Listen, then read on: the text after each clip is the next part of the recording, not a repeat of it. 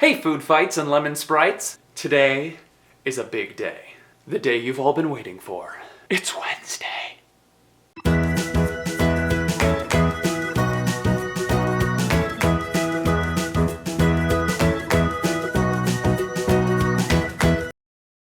Hello everybody, my name is John and welcome to ADITW, A Day in the Word, the internet's favorite Bible study. Believe it or not, we are already halfway done with our study of Ruth.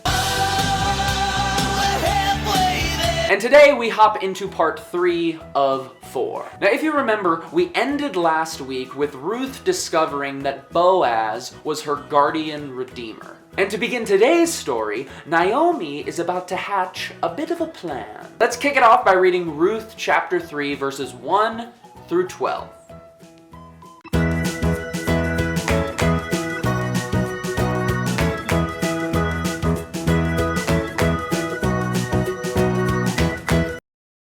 So here, it would seem like what Naomi is doing is a little bit shady. To me, it seems like Ruth is trying to sneak in the middle of the night and sleep with Boaz. But you see, when you understand the ancient culture, you begin to see what's actually happening here. You begin to see that Ruth is not trying to sleep with Boaz when she asks him to cover her with the corner of his robe. This was a common practice between servants and their masters in that day. If anything, Ruth is continuing to take the humble position of servant in this circumstance. And when she uncovers his feet, this isn't like a metaphor for another part of his body. Get your mind out of the gutter. She is literally uncovering his feet. Because again, in this culture, this was a way to remind Boaz of his position and responsibility as the guardian redeemer. Now let's be clear here. Ruth could have gone about doing all of this in a divisive or manipulative way. Could she have gone and tricked Boaz into sleeping with her and getting her pregnant so that she could attach herself and Naomi to this man? Yeah, she probably could have. But Ruth doesn't do this. Because as Boaz describes her, he says, "You are a woman of noble character." And I believe that there's a lesson to be learned here about doing things the right way or the honorable way. I believe that character is measured not by how you act when things are going right, but by the actions you take in the face of adversity. It's easy for anyone to make the wise, God-honoring choice when they know that it's going to bring them earthly benefit. But what about when doing the right thing is hard?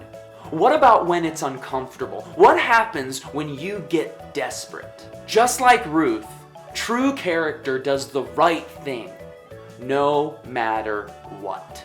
Let's move on now and let's read the rest of the chapter. That's verses 13 through 18.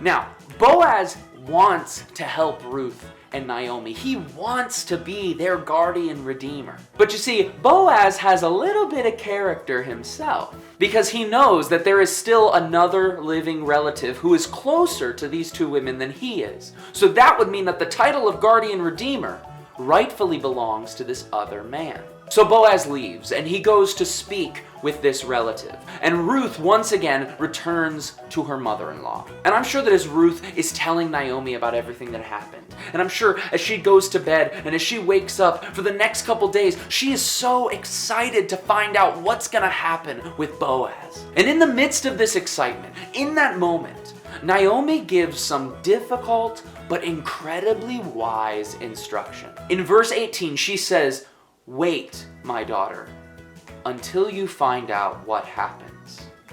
For the man will not rest until the matter is settled." Have you ever had to wait for something? It's the worst. I used to think that when I had to wait for things, that God was sort of playing some kind of cruel trick on me. Like God never wanted to see me happy anyway. He just wanted to watch me suffer as I waited on him. But something I'm beginning to learn is that a season of waiting can actually do wonders for our faith. And I don't think that God has us wait on things so that he can assert his dominance over us, but so that we can learn to trust in him.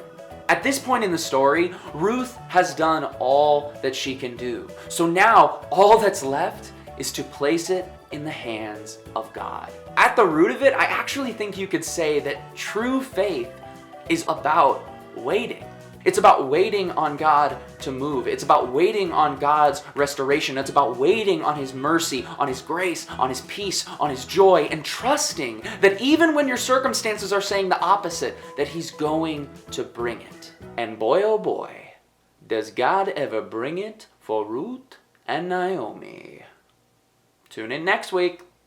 Hey y'all, thanks so much for watching and studying with me today. I hope you are enjoying this Ruth series. We're almost at the end of it. Next week is going to be our final week. Two things that I want to remind you of after we finish next week, after Ruth 4, so then in 2 weeks we're going to do another Bible Q&A. So if you have questions about the Bible or about Bible study or about just life as a Christian in the scriptures, ask those questions because like I said, between each book that we study, I'm going to do one of these Q&A videos. Second thing is I really want to hear your suggestions for what book we should tackle next. We're in the Old Testament now. Do you want to go New Testament? Do you want to go in one of the poetic books? What do you want to do? I want to hear it. And I think that's all.